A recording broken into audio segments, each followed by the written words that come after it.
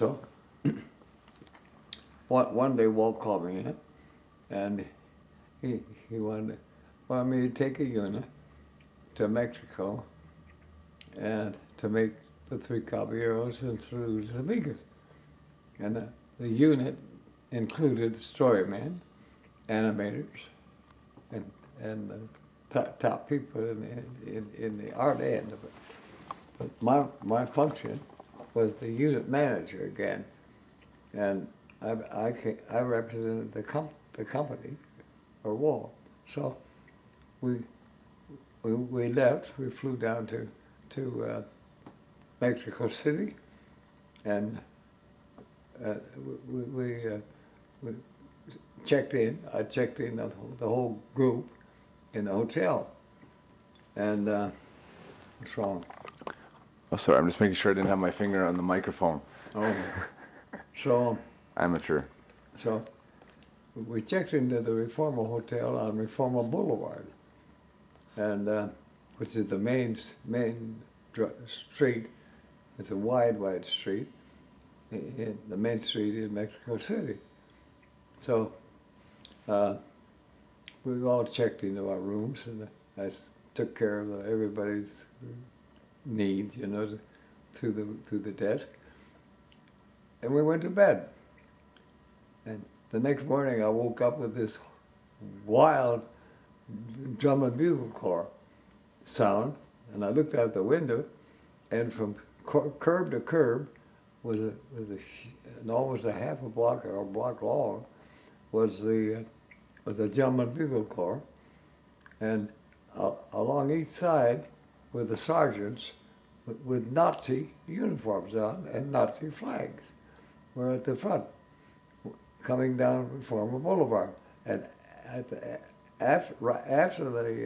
following the drum and bugle corps were every worker that had to belong was necessary. They couldn't work without belonging to the union, which turned out to be the Nazis that had moved in. And I couldn't believe this. I wasn't notified of this at all before I left.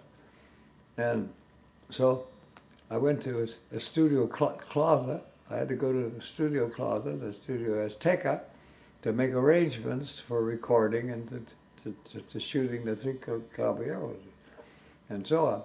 So when I got out to Azteca, and I said I need a symphony orchestra, and they said they would get everybody, but I said I should interview them, and they said, no, you don't have to do that, we'll supply it. And these are the Nazis that were telling me. So when the orchestra arrived, there were 4 or 5 children in it that couldn't play an instrument at all, and 4 or 5 old people that couldn't play anything. So it was impossible to use the orchestra. So I went. There was this, we were there. I had to go to the other major studio, the Studio Closet, the Studio Azteca. So I went to the other one, and they had real musicians that even in California they use those musicians. So when I went out to I had to go to the union to get permission to do all this. So I went up to the union headquarters, and there were 2 Nazi guards with Tommy guns at attention at the door, and you couldn't get in without having an escort of other Nazi guys, all fully armed. And they escorted me to the head of the union. And when I got there, I went in the room, and there was a colonel behind the desk, and on both sides were armed guards of Nazis. They were all Nazis, and the place was full of Nazi guys standing at attention. And I made my deal with the colonel to use the good musicians. Then I left and I was escorted out.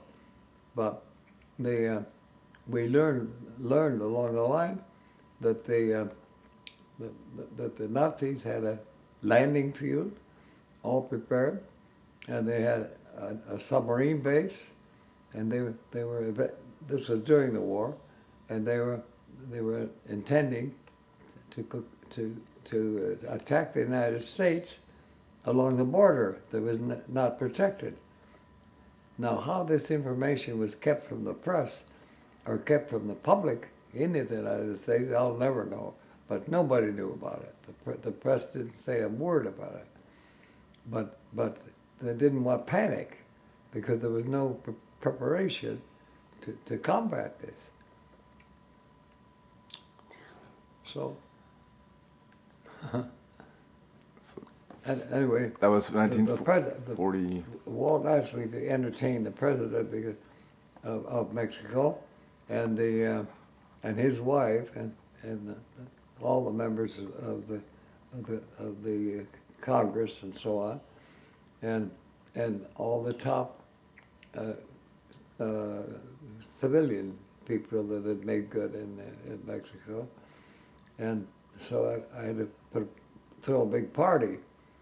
So I rented a big hall, and invited all these people, and also movie stars that were there in Mexico from California.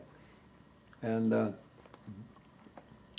while I was talking to somebody, we heard gunshots inside the hall, and I quickly turned around, and here there were two top flight military men of the president's side, the president's army, and they had a few drinks, and they were trying to shoot the fresco work out of the ceiling, and they were popping their guns up there.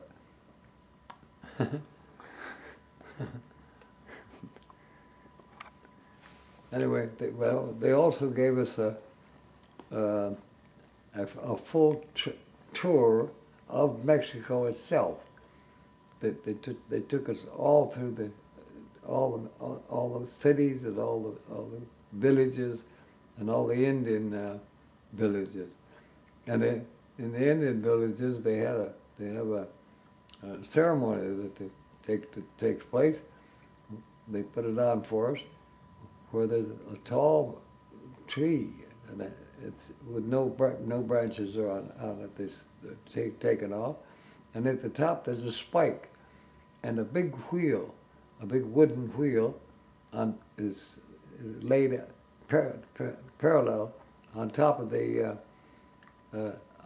spike, and the Indians wrap themselves with ropes, and they go up to the top and out to the end of the circumference of the wheel, and they hook their rope that's wrapped around them onto the circumference, and then they start the whole thing moving around. And as it goes around, the Indians unroll the rope that's wrapped around them until they're spread way out, and the whole thing goes out, and it's quite a sight to see. And then finally, when they reach the ground, the ceremony is over.